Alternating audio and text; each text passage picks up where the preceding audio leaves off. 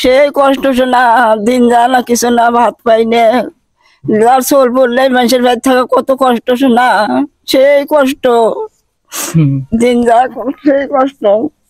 আসলে মানুষের যে কত কষ্ট আপনারা এই ভিডিওটা দেখলে বুঝতে পারবেন। আসসালামু আলাইকুম ভিউয়ার্স, আজকে আমরা এমন একটি অসহায় পরিবারের কাছে এসেছি যে পরিবারের করুণ কাহিনী শুনলে আপনাদের মনে অনেক গলে যাবে।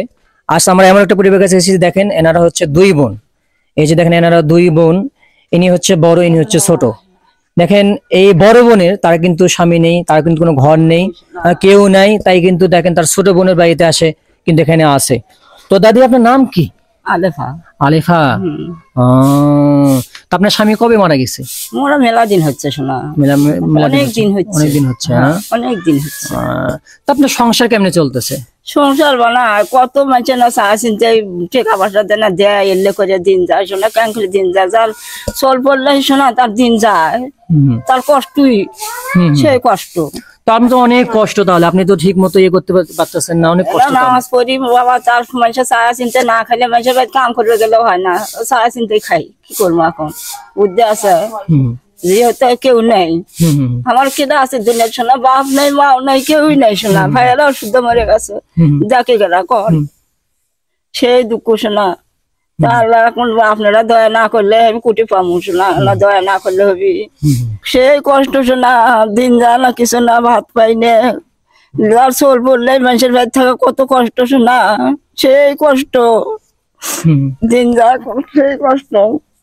আসলে মানুষের যে কত কষ্ট আপনারা এই ভিডিওটা দেখলে বুঝতে পারবেন, যে এই দাদিটা কতটা অসহায় তিনি রয়েছেন। দেখেন যে বয়সে তার নিজের বাড়িতে থাকার কথা, সে কিন্তু দেখেন তার এই ছোট বোনের বাসায় কিন্তু চলে, মানে এখানেই থাকে।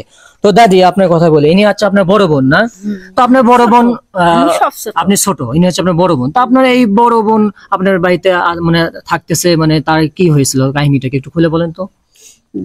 না জাগা বাসা নাই, এখন কি করবে, এখন আমি তো এখন ফেলে দের পাই, বোন হয় ফেলে দের পাইনি, তো না পারে আইজে লিছি, আজ সেটা পেটে এটা সোল ফোল নাই, স্বামী নাই, কিছু নাই, কন্যা কোন হালে দিন যায়, তার ঠিকানা দেখো না এটি থাকে না, এই জন্য কয় না আমি নাই যে লিছি। আমি বড় বোন কে অরিয়া হচ্ছে, ছোট বোন হয়ে আনতেন কি করবো, কুটি ফেলে দেবো এখন।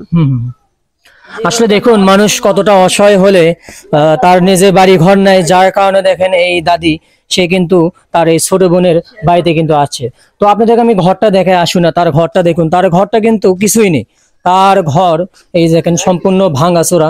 এখানে তার বোন তাকে থাকতে, আসলে থাকতে যে দিয়েছে এটাই তো অনেক কিছু, আপনারা নিজেরা কিন্তু দেখতে পাচ্ছেন, কিছু নেই এই ঘরে।